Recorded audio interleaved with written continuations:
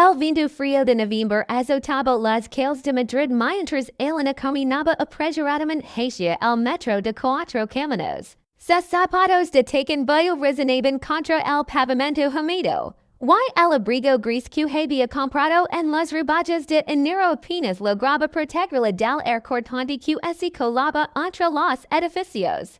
En su bolso llevaba el vestido azul marino que había elegido cuidadosamente para la cena de esa noche, sencillo, elegante dentro de sus posibilidades. Pero que había costado 2 semanas de horas de su sueldo como administrativa en una pequeña gestoría del barrio de Chambery. Mi sueño es ligar a 1000 inscritos, pero más que un mero. Quiero construir una comunidad que valora la dignidad y las historias que muchas veces cuidan en silencio. Si tú también crees en el poder de la verdad y la esperanza, unite Dignidad Silenciosa. Suscríbete ahora y acompáñame en este camino para hacer que cada voz sea escuchada. Juntos podemos lograrlo. La tarde se había vuelto especialmente pesada en la oficina. Don Ramón, su jefe, había legado de mal humor después de una reunión con Hacienda. El ambiente se había tornado tenso entre los 5 empleados que comparten el espacio reducido y mal ventilado. Elena había intentado concentrarse en los expedientes de autónomos que debía revisar antes del cierre mensual, pero su mente vagaba constantemente hacia la cena que la esperaba esa noche en casa de sus suegros. Hacia 3 ecos que salía con Carlos, un ingeniero informático que trabajaba para una empresa de telecomunicaciones en el Paseo de la Castellana. Se habían conocido en una cafetería cerca de la universidad donde Elena había terminado su carrera de administración y dirección de empresas. Él estaba esperando un cliente. Él aprovechaba su hora de comida para estudiar para unas oposiciones que finalmente no había conseguido superar. Una conversación casual sobre el libro que Elena leía se había convertido en 3 horas de charla, números de teléfono intercambiados, y una relación que había crecido de manera natural y cómoda. Carlos provenía de una familia acomodada de Pozuelo de Alarcón. Su padre, Don Alejandro, era notario, y su madre, Dona Carmen, se había dedicado durante años a la beneficencia y actividades social tras heredar un pequeño patrimonio familiar. Vivían en una casa con jardín en una de las zonas más exclusivas del municipio. Conducen coches alemanes, y sus conversaciones giraban en torno a las vacaciones en la costa del Cantábrico.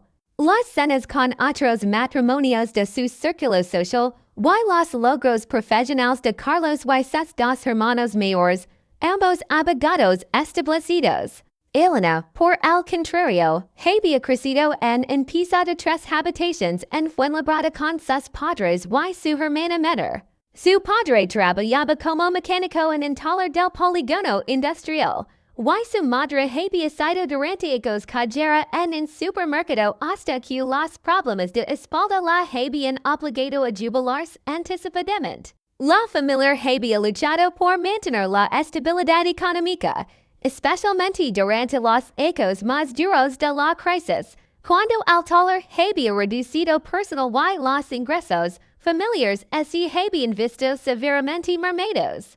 A pesar de las diferencias socioeconómicas, Carlos siempre había mostrado respeto hacia Elena y su familia. Había cenado varias veces en casa de los padres de ella. Había ayudado económicamente cuando el padre de Elena había necesitado una operación. Y nunca había hecho comentarios despectivos sobre su origen o situación laboral. Elena había legado a creer que habían construido una relación sólida basada en el cariño mutuo y el respeto, más allá de las circunstancias familiares de cada uno. Sin embargo, las cenas en casa de los padres de Carlos siempre habían sido un terreno complicado para Elena. Dona Carmen tenía una manera particular de hacer comentarios que, aunque aparentemente inocentes, siempre conseguían hacerla sentir fuera de lugar. Preguntas sobre sus planes de futuro, Comentarios sobre lo sacrificado que debía ser su madre por trabajar fuera de casa, o sugerencias sobre cursos de protocolo que podrían resultar útiles para ciertos ambientes. Carlos solía restar importancia estos comentarios, asegurando que su madre era así contado al mundo, que no había malicia en sus palabras. Y esa tarde, mientras revisaba facturas en la oficina, Elena había recibido un mensaje de Carlos recordando la cena. Mi madre ha invitado también a los Martínez. Creo que conoces a Pilar, ¿verdad? Trabajaba en el banco con mi hermano. Elena había suspirado al leer el mensaje. Pilar Martínez era una mujer de 40 años, licenciada en económicas, que había ascendido rápidamente en el banco hasta ocupar un puesto directivo. Estaba casada con un arquitecto, vivían en el barrio de Salamanca. Siempre vestía con trajes impecables de firmas reconocidas. En las pocas ocasiones en que Elena la había coincidido, Pilar había sido cordial pero distante, con esa amabilidad profesional que establece claramente las distancias social. El metro estaba especialmente lleno esa tarde. Elena había conseguido un asiento junto a la ventana y observaba su reflejo en el cristal oscuro mientras el tren atravesaba túneles y estaciones. Su pelo castaño claro, recogido en una coleta baja, enmarcaba un rostro que mostraba el cansancio de una jornada larga. A los 28 años, Elena había desarrollado una fortaleza interior que le había permitido navegar por situaciones social incómodas, pero esta noche sentía una ansiedad particular que no lograba identificar completamente. Al llegar a su apartamento en Chambéry, un segundo piso sin ascensor que compartía con su compañero de universidad, Elena se dirigió directamente a su habitación. El apartamento era pequeño pero acogedor, decorado con muebles de segunda mano que ambos habían ido comprando y restaurando con paciencia. Las paredes estaban cubiertas de fotografías de viajes económicos, pósters de exposiciones gratuitas, y plantas que Elena cuidaba meticulosamente porque le recordaban el pequeño jardín que su abuela había mantenido en su pueblo natal. Se decho rápidamente, dejando que el agua caliente relayara la tensión acumulada en sus hombros. Mientras se secaba el pelo, repasó mentalmente los temas de conversación que podría mencionar durante la cena. Había leído recientemente sobre la situación económica europea, había visto una exposición interesante en el Reina Sofía y tenía opiniones formadas sobre varios temas de actualidad. Elena había aprendido a prepararse para estas cenas como quien se prepara para una presentación laboral, anticipando preguntas y formulando respuestas que demuestran que, aunque no tuviera el pedigree académico o social de otros invitados, posee inteligencia y cultura. El vestido azul marino le quedaba perfectamente. Lo había comprado en una tienda del centro durante las rebajas, y aunque la etiqueta no mostraba ninguna marca reconocida, el corte era elegante y la tela de buena calidad. Se había fijado especialmente en que fuera apropiado para cenas formales, manga larga, escote discreto, largo por debajo de la rodilla. Lo combinó con os zapatos negros de tacón medio que había heredado de su hermana, un collar de perlas que había sido de su abuela, y una chaqueta negra que había comprado en una tienda de ropa de segunda mano pero que estaba en perfectas condiciones. Mientras se maquillaba ligeramente frente al espejo del babo, Elena reflexiona sobre la evolución de su relación con Carlos. Los primeros meses habían sido maravillosos. Él la había presentado a sus amigos sin ningún reparo. Habían viajado juntos dentro de las posibilidades económicas de Elena. Habían hablado de planes futuros que incluyen convivencia y eventualmente matrimonio. Sin embargo, en los últimos meses, Elena había comenzado a percibir cierta tensión cuando Carlos mencionaba conversaciones con su familiar. Phrases como mi madre dice que quizzes seria bueno que buscares algo en una empresa más grande o mi padre conoce alguien en Buffet que podría dar oportunidades habían comenzado a aparecer con más frecuencia. Carlos Lego a recordar exactamente a las 8, como habían acordado. Su gris estaba impecablemente limpio, y el vestía entre jasquero que Elena sabía que costaba más que su sueldo mensual. Sin embargo, cuando la vio bajar las escaleras, le sonrió con la misma calidez de siempre y le dijo que estaba preciosa. Durante el trayecto hacia Pozuelo, mantuvieron una conversación ligera sobre sus respectivos días de trabajo, planes para el fin de semana, y una película que ambos querían ver. ¿Estás nerviosa? Le preguntó Carlos mientras esperaban en un semáforo en la M40. Elena lo miró con sorpresa. ¿Por qué debería estarlo? Respondió, aunque sabía perfectamente por qué él había hecho esa pregunta. No sé, es que últimamente pareces un poco tensa cuando vamos a casa de mis padres. Elena decidió ser honesta. A veces siento que tu madre me evalúa constantemente, como si estuviera esperando que cometa algún error o diga algo inapropiado. Carlos frunció el ceño. Eso no es cierto, Elena. Mi madre te aprecia mucho. Es solo que. Bueno, ella es muy tradicional en algunas cosas. Del tiempo. La casa de los padres de Carlos estaba situada en una calle tranquila bordada de árboles que habían perdido la mayoría de sus hojas. El jardín frontal estaba perfectamente cuidado, con setos recortados geométricamente y una fuente pequeña que funcionaba durante todo el año. Las ventanas de la planta baja estaban iluminadas con una luz cálida que creaba una atmósfera acogedora desde el exterior. Elena siempre había admirado la elegancia discreta de la casa, que reflejaba un gusto refinado sin resultar ostentosa. Donna Carmen abrió la puerta vestida con un conjunto de chaqueta y falda en color beige, complementado con un collar de perlas auténticas y zapatos de tacón bajo en color nude. Su pelo canoso estaba perfectamente peinado en un corte bob que la favorecía, y su maquillage era sutil pero impecable. Elena, querida, dijo con una sonrisa que no ligaba completamente a sus ojos, que guapa estás, pasa, que hace mucho frío. En el salón principal, decorado con muebles de madera maciza y cuadros de paisajes españoles, ya estaban Don Alejandro y el matrimonio Martínez. Pilar llevaba un vestido negro de forma que Elena reconoció de haber visto en escaparates de la Gran Vía, complementado con un blazer gris perla y zapatos que claramente habían costado varios cientos de euros. Su marido, Joaquín, vestía un traje de lana que parecía hecho a medida.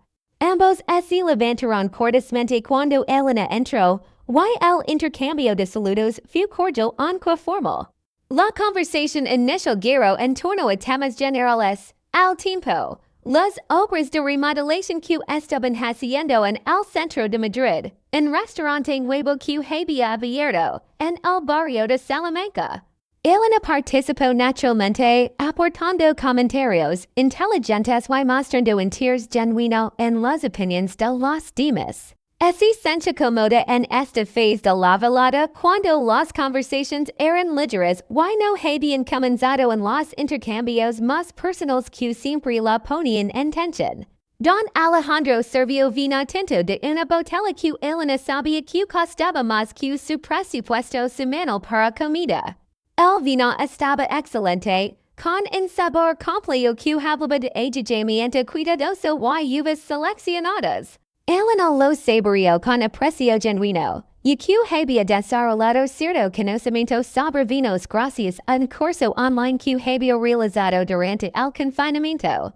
Cuando Don Alejandro comentó las características del vino, Elena pudo mantener una conversación informada que sorprendió gratamente al anfitrión. Elena, me ha dicho Carlos que trabajas en una historia, comentó Pilar mientras observaba su copa de vino. Debe ser un trabajo muy interesante, supongo que tratas con muchos tipos diferentes de clientes. Elena asintió, Sí, principalmente autonomos y pequeñas empresas. Me gusta mucho el contacto directo con la gente y poder ayudar a resolver sus problemas fiscales y administrativos. Es gratificante cuando logras simplificar procesos complicados para personas que no tienen formación en estos temas. Dona Carmen escuchaba la conversación mientras disponía os canapés en una bandeja de plata. Claro, claro, murmuró con un tono que Elena no supo interpretar completamente. Supongo que es un trabajo muy práctico. La pausa antes de la palabra práctico fue casi imperceptible, pero Elena la captó. Carlos, que estaba conversando con Joaquín sobre tecnología, no pareció notar el matiz en el comentario de su madre. La cena se sirvió en el comedor principal, una habitación elegante con una mesa de caoba que podía acomodar fácilmente 8 personas. La vajilla era de porcelana fina con rubíes dorados, y los cubiertos eran de plata real que requería pulido regular. Elena siempre se sentía ligeramente intimidada por la formalidad del ambiente, pero había aprendido a manejarse con naturalidad entre copas de diferentes tamaños y cubiertos específicos para cada plato. El primer plato consistió en una crema de calabaza con un toque de jengibre, servida con pequeños picotos caseros. Elena elogió genuinamente el sabor. Y que Dona Carmen era una cocinera excelente que había perfeccionado sus habilidades culinarias durante décadas de práctica. Esta deliciosa, señora Carmen, el toque de jengibre le da un sabor muy especial. Dona Carmen sonrió con satisfacción. Es una receta que aprendí en un curso de cocina internacional que hice el año pasado. Siempre me ha gustado experimentar con sabores nuevos. Durante el segundo plato, cordero asado con hierbas provençales acompañado de verduras salteadas, la conversación derivó hacia temas más personales. Pilar comenzó a hablar sobre sus últimas vacaciones en la Toscana, describiendo con detalle los hoteles donde se habían alojado, los restaurantes que habían visitado, y las compras que había realizado en boutiques florentinas. Elena escuchó con interés genuino, haciendo preguntas apropiadas y comentarios que demostraban su conocimiento cultural, aunque nunca hubiera tenido la oportunidad de viajar a destinos tan exclusivos. Nosotros también estuvimos en Italia este verano, comentó Dona Carmen, aunque fuimos a la Costa de Amalfi. Hacia ecos que queríamos conocer Positano. Se dirigió a Elena con una sonrisa. ¿Te has viajado mucho por Europa, querida? Elena sintió que todas las miradas se dirigían hacia ella. He visitado algunos países, aunque normalmente optó por viajes más económicos. El año pasado estuve en Portugal. Fue un viaje precioso. Y estas ecos conocí Praga, que me pareció una ciudad fascinante desde el punto de vista histórico y arquitectónico. A Praga, murmuró Pilar, nosotros fuimos os ecos. Es muy bonita, aunque quizás un poco turística, ¿no te parece? Elena asintió diplomáticamente. Supongo que depende de las zonas que visites y la época del año. Yo tuve la suerte de ir en temporada baja, así que pude disfrutar de la ciudad con más tranquilidad.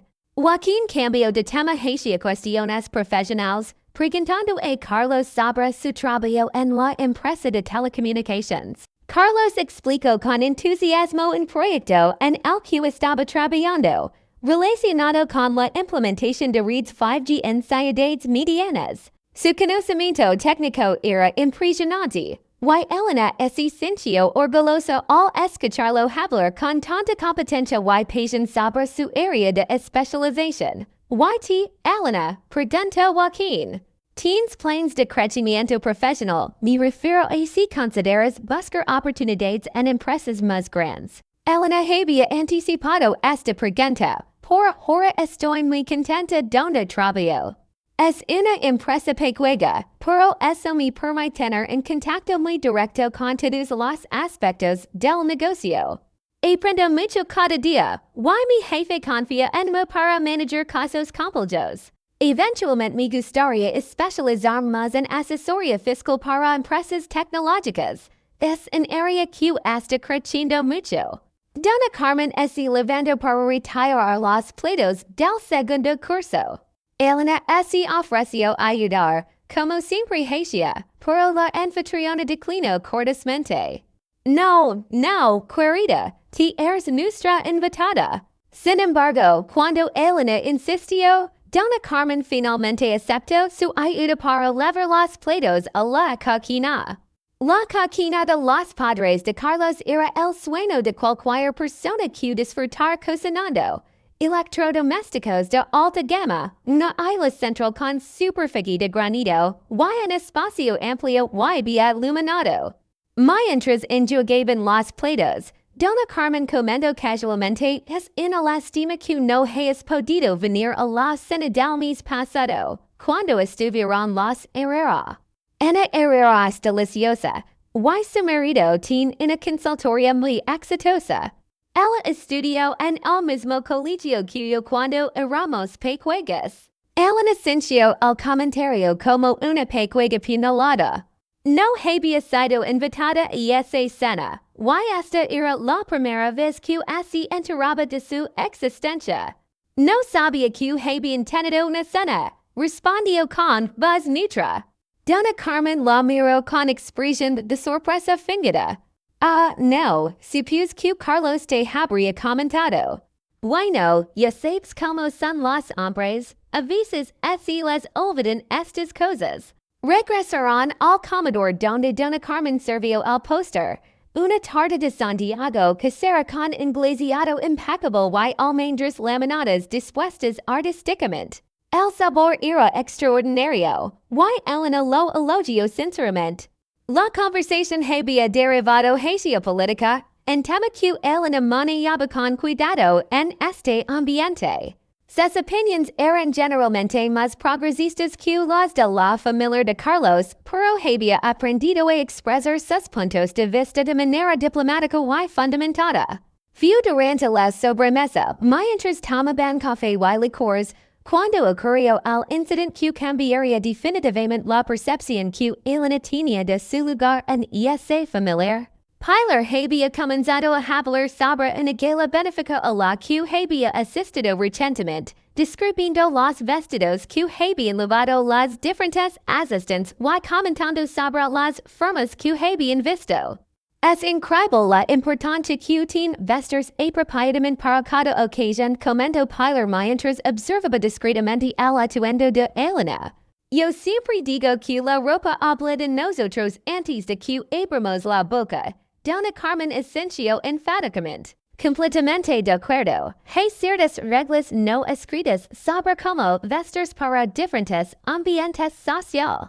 Es algo que se aprende desde pequeña, supongo.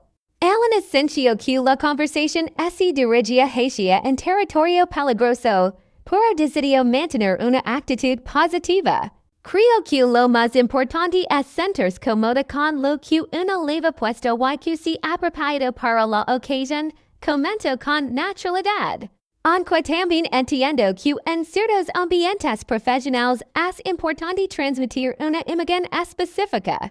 Dona Carmen la miró fijamente por un momento, y Elena percibió algo en su mirada que la puso inmediatamente en alerta. Por supuesto, querida, dijo con una sonrisa que parecía especialmente dulce. Aunque debo confesarte que al principio de la noche me pregunté hizo una pausa dramática mientras tomaba un sorbo de su licor. Eso es ropa de gente importante. El silencio que siguió fue ensordecedor. Elena sintió como si el aire hubiera sido succionado de la habitación. Carlos la miró con expresión de shock. Pilar desvió la mirada hacia su copa incómodamente. Y Joaquín carraspeó nerviosamente. Don Alejandro parecía tan sorprendido como el resto de los presentes por el comentario de su esposa. Elena sintió que el calor subía por su cuello hacia sus mejillas. Durante los segundos que parecieron eternos, contempló diferentes opciones de respuesta. Podía disculparse, podía intentar hacer una broma para aliviar la tensión, Podia finger que no había entendido al comentario. Pero en ese momento, algo cambió fundamentalmente en su interior. Una sensación de claridad absoluta la invadió, como si hubiera estado viviendo en una niebla que súbitamente se hubiera disipado. Disculpen, dio Elena con voz un poco controlada, levantándose de su silla. Creo que he perdido el apetito. Se dirigió hacia la entrada del comedor, donde había dejado su bolso y su chaqueta. Todos los presentes la observaban en silencio absoluto mientras ella recogía sus pertenencias con movimientos deliberados y dignos. Carlos reaccionó finalmente. Helena, espera, dijo levantándose rápidamente. Mamá no quería, pero Elena ya estaba caminando hacia la puerta principal. Elena, por favor, no te vayas así, insistió Carlos, siguiéndola. En el recibidor, Elena se volvió hacia él.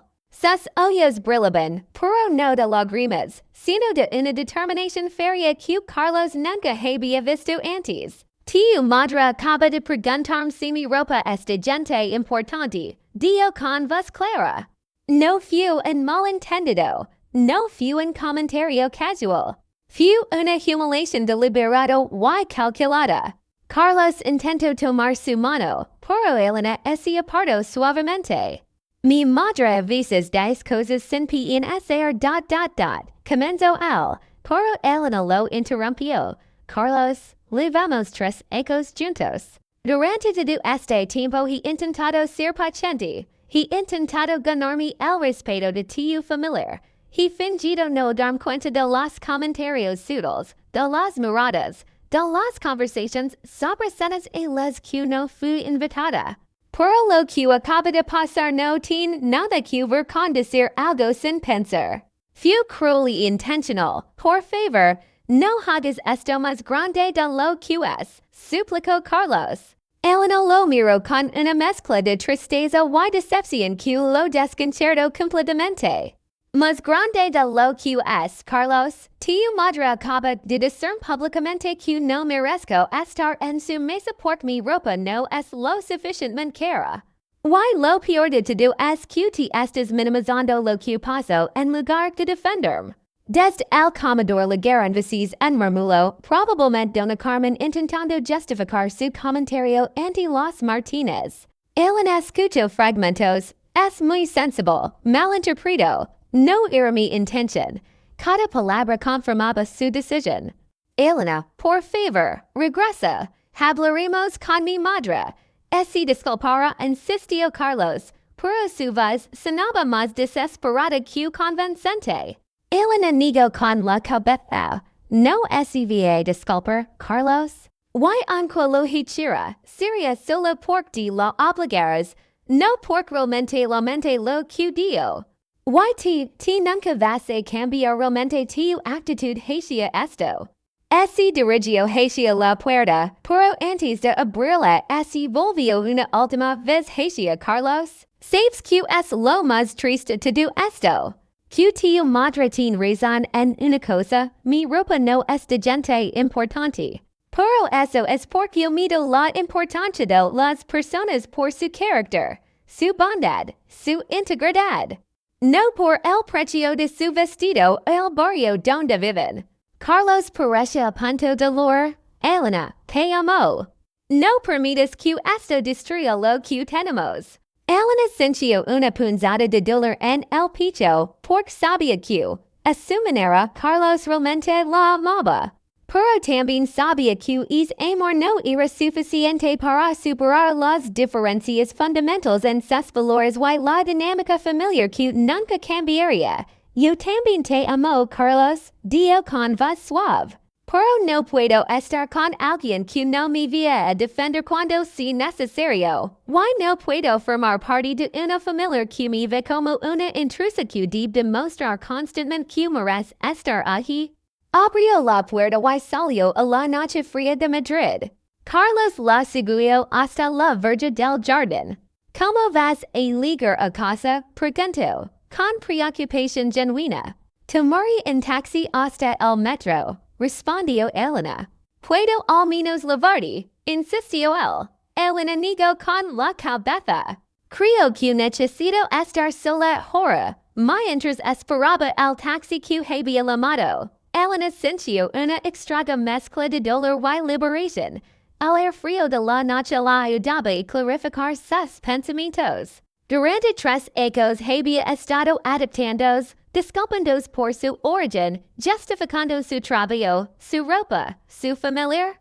Había estado viviendo como si fuera menos valiosa que las personas que la rodeaban en ese ambiente social. El taxi llegó en pocos minutos. Durante el trayecto hacia el metro, el conductor, en hombre mayor con acento andaluz, le preguntó si estaba bien porque había notado que parecía alterada. Él no le aseguró que estaba bien, solo había tenido una noche difícil. A veces las familias son complicadas, comentó el conductor sabiamente. Elena asintió, aprovechando las sencillas y humanidad de ese comentario casual. En el metro, durante el viaje de regreso a Chimberry, Elena reflexiona sobre los eventos de la noche. Se dio cuenta de que había estado esperando durante mucho tiempo que algo así sucediera. Los comentarios sutiles, las miradas, la sensación constante de estar siendo evaluada y encontrada insuficiente, todo había sido parte del patrón que había estado negando. El comentario de Dona Carmen había sido simplemente la gota que colmó el vaso, pero el vaso había estado llenándose durante ecos. Al llegar a su apartamento, encontró a su compañera de piso, María, estudiando en el salón. María levantó la vista de sus libros y inmediatamente notó que algo había pasado. Como fue la cena, preguntó con precaución. Elena se dejó caer en el sofá y le contó toda la historia. María la escuchó sin interrumpir, ocasionalmente moviendo la cabeza con expresión de indignación. Elena, no puedo creer que hayas aguantado tanto tiempo esa situación, dijo María cuando Elena terminó su relato. Esa mujer es tóxica. Y Carlos Carlos es incobarde por no defenderte.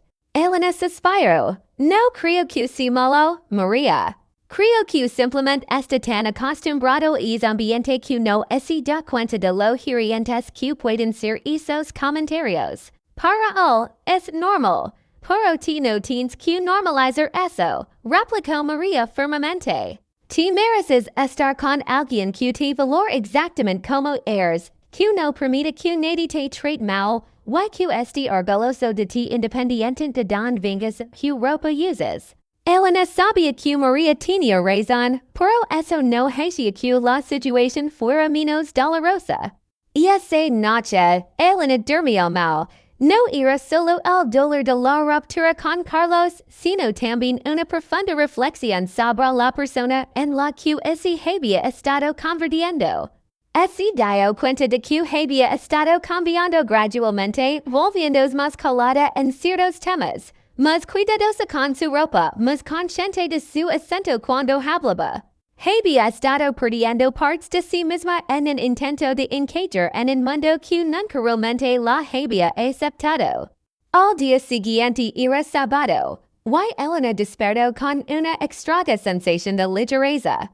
Por primera vez en mucho tiempo, no tenía que preocuparse por planificar su atuendo para impresionar a nadie, no tenía que medir sus palabras, no tenía que demostrar que era lo suficientemente buena para estar en ciertos espacios. Se levantó, se puso os vaqueros cómodos y una sudadera vieja, y decidió hacer algo que hacía tiempo que no hacía, llamar a sus padres. Su madre respondió al segundo tono.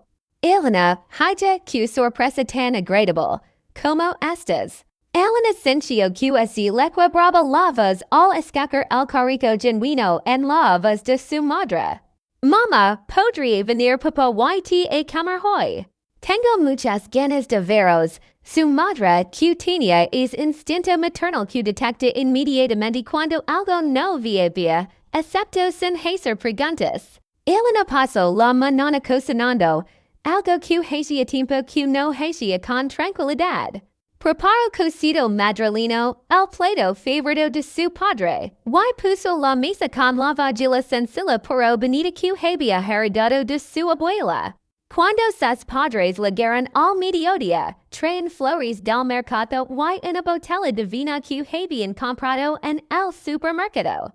No era vino caro, pero había sido elegido con carico. Durante la comida, Elena les contó lo que había pasado. Su padre, en hombre de pocas palabras pero mucha sabiduría, escuchó toda la historia antes de comentar. Hija, yo llevo trabajando 40 años con las manos. Y he aprendido que la calidad de una persona no es mide por el precio de su ropa o el tamaño de su casa. Es mide por cómo trata a los demás, especialmente a los que considera diferentes o inferiores. Su madre, más emotiva, había logrado durante parte del relato. Elena, carico, me duele mucho que hayas pasado por eso. Pero me siento muy orgullosa de cómo reaccionaste. Mantuviste tu dignidad y no permitiste que nadie te pisoteara. Elena se levantó y abrazó a sus padres, sintiendo por primera vez en meses que estaba exactamente donde debía estar. El lunes por la mañana, Elena llegó a la oficina con una energía renovada. Don Ramón notó inmediatamente el cambio en su actitud. Elena, te veo muy animada hoy. Comenta mientras revisaba la agenda de la semana. ¿Ha pasado algo bueno? Elena sonrió. Digamos que he tomado algunas decisiones importantes sobre mi vida personal. Y me siento muy liberada. Durante los días siguientes, Carlos la llamó repetidamente. Los primeros días, Elena no respondió sus llamadas. Necesitaba tiempo para procesar todo lo que había pasado. Cuando finalmente decidió hablar con él, fue una conversación dolorosa pero necesaria. Carlos le explicó que había tenido una conversación muy seria con su madre, que Dona Carmen decía que había sido malinterpretada, que estaba dispuesta a disculparse. Carlos le dio a Elena con paciencia. El problema no es solo lo que dio tu madre esa noche. El problema es que durante 3 años he estado sintiendo como un extraño en tu mundo. Y ti nunca te diste cuenta o, si te diste cuenta, nunca hiciste nada realmente efectivo para cambiarlo. Carlos insistió en que podían superar esto, que su madre cambiaría, que él estaría más atento en el futuro. Elena sabía que Carlos era sincero en sus intenciones, pero también sabía que había diferencias fundamentales entre ellos que iban más allá de la dinámica familiar. Carlos, te deseo toda la felicidad del mundo, de verdad. Pero necesito estar con alguien que comparta mis valores básicos sobre el respeto y la igualdad entre las personas. Y necesito estar en una relación donde no tenga que luchar constantemente por ser aceptada. La ruptura definitiva fue civilizada pero definitiva. Carlos pidió si podían seguir siendo amigos, pero Elena explicó gentilmente que necesitaba tiempo y espacio para sanar. Acordaron que Carlos recogería las pocas cosas que Elena había dejado en su apartamento, y que ella las enviaría por mensajería. En las semanas siguientes, Elena experimentó una gama completa de emociones. Hubo días en los que se sintió libre y empoderada, y otros en los que extrañaba terriblemente Carlos y se cuestionaba si había hecho lo correcto. María fue un apoyo incondicional durante este proceso, recordando constantemente que había tomado la decisión correcta para su autoestima y su futuro. En mes después del incidente, Elena estaba en una cafetería cerca de su oficina cuando se encontró con Pilar Martínez. El encuentro fue incómodo inicialmente, pero Pilar sorprendió a Elena pidiendo si podía sentarse con ella. Elena, quería hablar contigo sobre lo que pasó esa noche en casa de las Sánchez, comenzó Pilar con expresión seria. No tienes que decir nada, Pilar, respondió Elena diplomáticamente. Ya está todo dicho, pero Pilar insistió. No, si tengo que decirlo, lo que hizo Carmen esa noche estuvo completamente fuera de lugar. Joaquín y yo nos fuimos poco después de que te marcaras. Le dijimos claramente lo que pensamos sobre su comportamiento. Elena la miró con sorpresa. Verás, Elena, continuó Pilar. Yo vengo de una familia humilde también. Mi padre era electricista y mi madre costurera. He trabajado muy duro para llegar donde estoy. Sé lo que es sentir juzgada por tu origen. Lo que te hizo Carmen me recuerdo cosas muy dolorosas de mi propia experiencia. Elena sintió una conexión inesperada con Pilar, quien siempre le había parecido distante e inalcanzable. Además, acadio Pilar con una sonrisa. Tu vestido era precioso y completamente apropiado. El buen gusto no tiene que ver con el precio de la ropa, sino con el criterio para elegirla. Elena agradeció sinceramente las palabras de Pilar. Ambas mujeres mantuvieron una conversación honesta sobre las presiones sociales y la importancia de mantenerse fiel a los propios valores. Mientras tanto, Elena había comenzado a explorar nuevas oportunidades profesionales. Durante una de sus conversaciones con María, había mencionado su interés en especializarse en asesoría fiscal para empresas tecnológicas. María, que trabajaba en el sector de recursos humanos, le había pasado el contacto de varias empresas que estaban buscando perfiles como el suyo.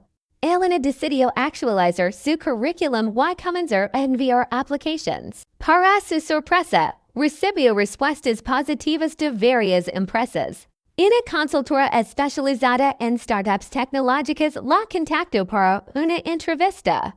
La empresa, aunque no era grande, tenía un ambiente de trabajo dinámico y ofreció oportunidades reales de crecimiento profesional. La entrevista fue muy bien. Elena se sintió valorada por sus conocimientos y experiencia, no juzgada por su origen o apariencia. Cuando la ofrecieron el puesto con un salario significativamente mejor que el que tenía en la historia, Elena no dudó en aceptar. Don Ramón, aunque lamentó perderla, entendió que era una oportunidad que no podía rechazar y le deseó lo mejor. 3 meses después de la fatídica cena, Elena estaba completamente instalada en su nuevo trabajo. Sus compañeros eran profesionales jóvenes y diversos, unidos por la pasión por la innovación tecnológica más que por su procedencia social.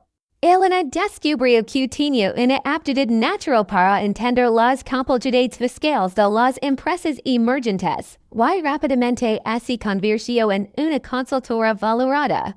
En viernes por la tarde, mientras celebraba con sus nuevos compañeros el cierre exitoso de un proyecto importante, Elena reflexiona sobre cómo había cambiado su vida. Estaba en un bar de tapas en Malaya, rodeada de gente que la valoraba por su inteligencia y profesionalismo.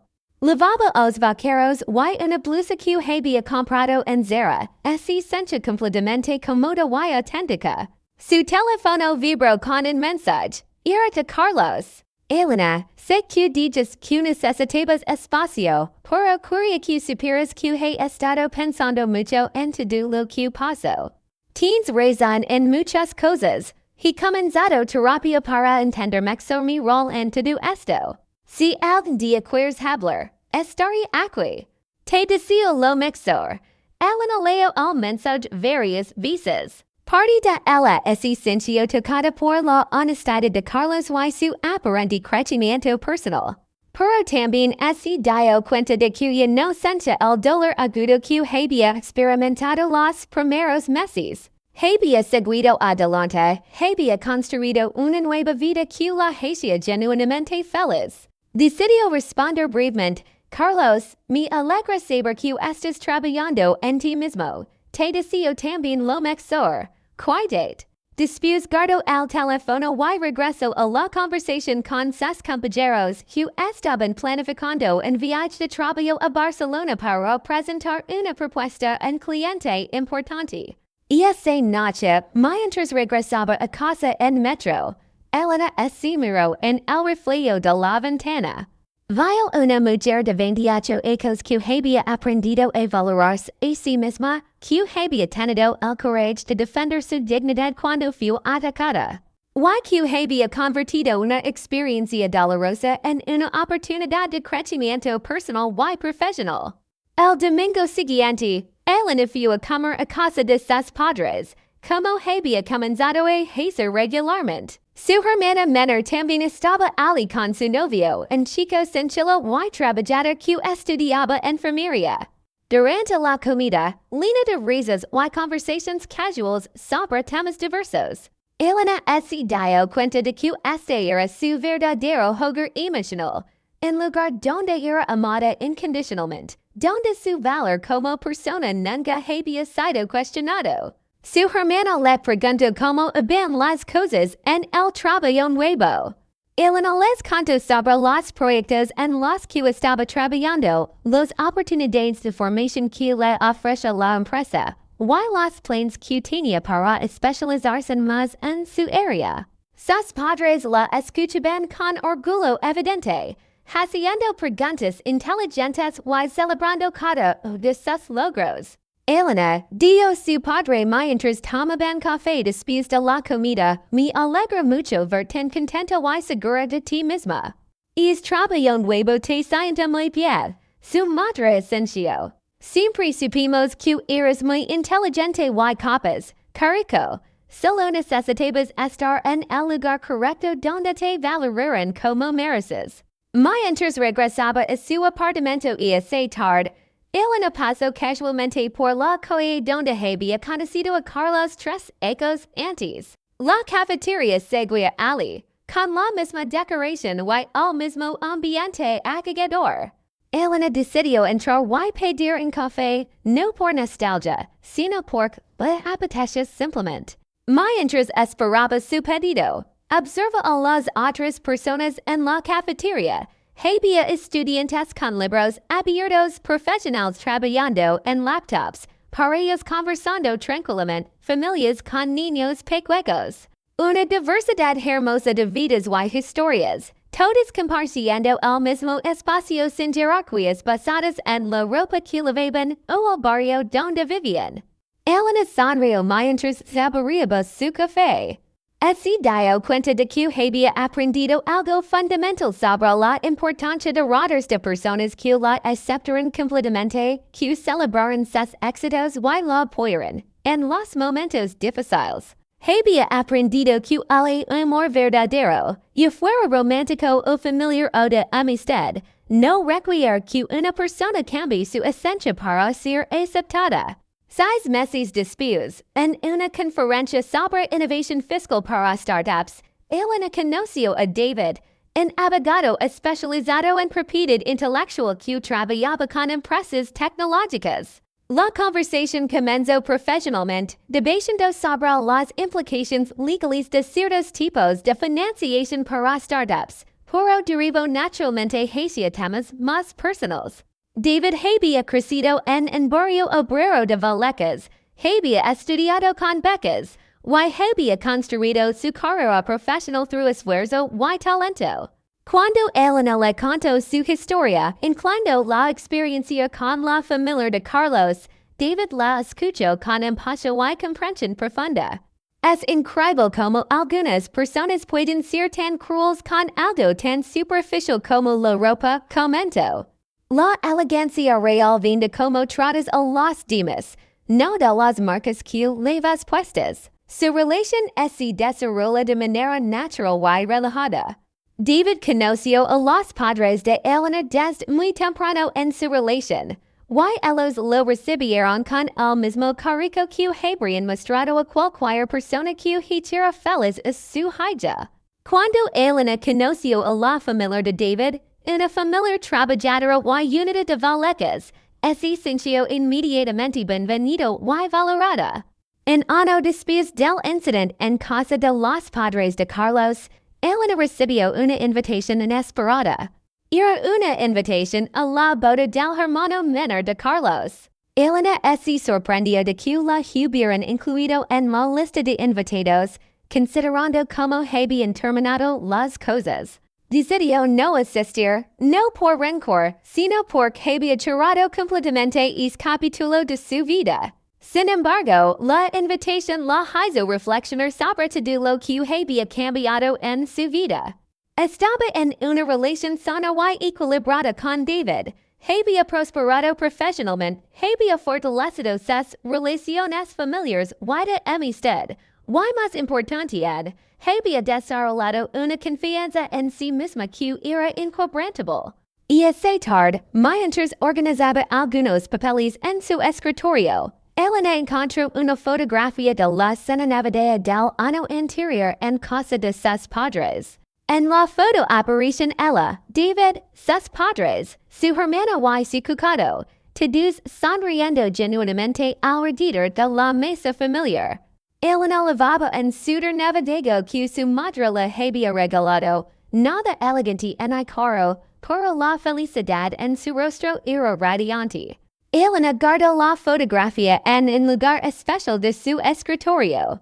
Cada vez que la miraba, recordaba la lección más importante que había aprendido, que la verdadera elegancia no reside en la ropa cara a los ambientes exclusivos, sino en la capacidad de ser auténtico, de tratar a todos con respeto y dignidad, y de tener el coraje de defender los propios valores cuando son atacados.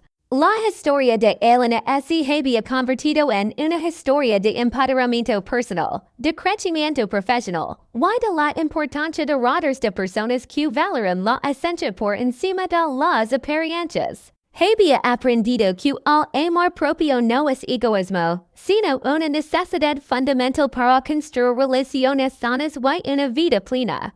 Mientras el sol se ponía sobre Madrid y esa tarde, Elena se preparaba para ir a cenar con David y algunos amigos. Se puso un vestido sencillo que le gustaba. Se miró en el espejo y sonrió con satisfacción. No porque se viera perfecta en estándares externos, sino porque se veía como ella misma, auténtica, segura, y completamente en paz con la persona que había elegido ser. La pregunta de Dona Carmen, ¿eso es ropa de gente importante? Había sido respondida definitivamente. Elena había descubierto que la importancia de una persona no es mide por el precio de su vestimenta, sino por la integridad de su carácter, la bondad de su corazón, y el coraje de mantenerse fiel a sus valores incluso cuando eso requiere tomar decisiones difíciles. Y con esa certeza, Elena caminó hacia su nueva vida, lavando la ropa que elegía libremente, rodeada de personas que la valoraban exactamente como era. Y completamente segura de que había tomado las decisiones correctas para su felicidad y su dignidad personal. En Dignidad Silenciosa, suscríbete ahora y caminemos juntos para que ninguna voz vuelva a ser silenciada. Por cuando una historia se cuenta con el corazón, puede cambiarlo todo.